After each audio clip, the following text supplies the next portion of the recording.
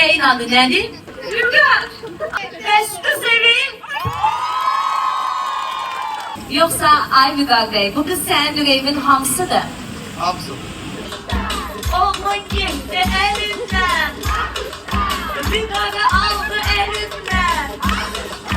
Benim sözüm kaynana, bizim yaraz kızları, alkışla işveleri nazları. Neyle? Gördün kaynana.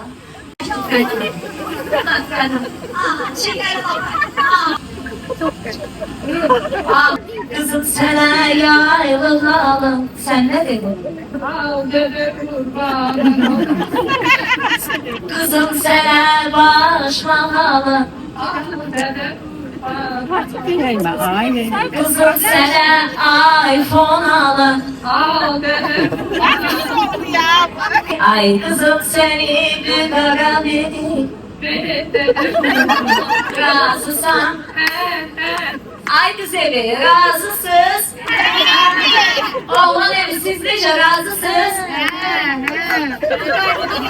Yine bir kızım biraz çok razı oldu. Kendin elini üzülün. Açıksın açmışsın. Aha. Sen ben sözüme kulak asıyorsan hayır tanrısın. Kulak asın. Bugün kınalı çekiliyor yazlık geldimizin. Alkışlar gelsin.